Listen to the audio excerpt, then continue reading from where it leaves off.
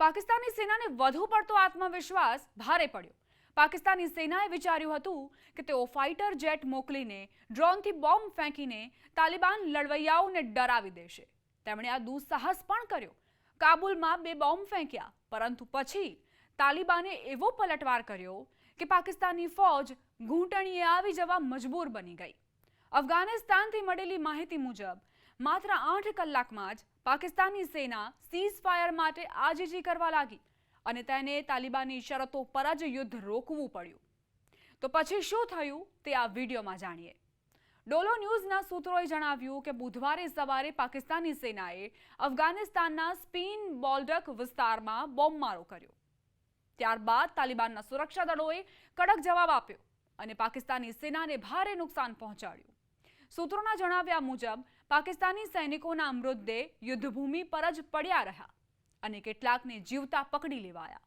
એ બાદ પાકિસ્તાન સરકારે વિવિધ માધ્યમોથી તાલિબાન સાથે સીઝફાયરની ગુહાર લગાવી। પહેલા તો તાલિબાને પાકિસ્તાની સેનાની વિનંતીને નકારી દીધી, પરંતુ પછી વારંવાર વિનંતી કરવા પર તેમની વાત માની લીધી। જો કે શરત પણ મૂકી કે જો આવો હુમલો ફરી થશે તો જવાબ વધુ ભયાનક હશે। હવે પાકિસ્તાને સત્તાવાર રીતે 48 કલાકનું સીઝફાયર માંગ્યું છે, જેને તાલિબાન સરકારે સ્વીકારી લીધું છે।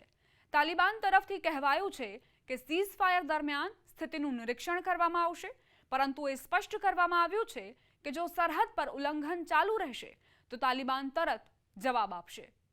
અફઘાનિસ્તાન સરકારે જણાવ્યું કે હુમલામાં પાકિસ્તાની ફૌજને ભારે નુકસાન થયું છે। તેમના અનેક જવાન માર્યા ગયા છે। પાકિસ્તાની ફૌજ સૈનિકોના મૃતદેહ છોડીને ભાગી ગઈ છે। કેટલાક સૈનિકો અમારી કસ્ટડીમાં છે। પાકિસ્તાન સરકાર વારંવાર અમારા સંપર્કમાં છે અને સૈનિકોને પાછા આપવાની ગુહાર લગાવી રહી છે। પાકિસ્તાને ડુરન્ડ લાઇન એટલે કે અફઘાનિસ્તાન પાકિસ્તાન વચ્ચેની સીમાનું સન્માન કરવું જોઈએ। જો તેઓ ફરી આવી હરકત કરશે તો તરત અને કડક જવાબ આપવામાં આવશે। પાકિસ્તાની સેનાને વધુ પડતો આત્મવિશ્વાસ ભારે પડ્યો। પાકિસ્તાની સેનાએ વિચાર્યું હતું કે તેઓ ફાઇટર જેટ મોકલીને ડ્રોનથી બોમ્બ ફેંકીને તાલિબાન લડવૈયાઓને ડરાવી દેશે। તેમણે આ દુસ્સાહસ પણ કર્યો। કાબુલમાં 2 બોમ્બ ફેંક્યા, પરંતુ પછી તાલિબાને એવો પલટવાર કર્યો કે પાકિસ્તાની ફૌજ ઘૂંટણીએ આવી જવા મજબૂર બની ગઈ।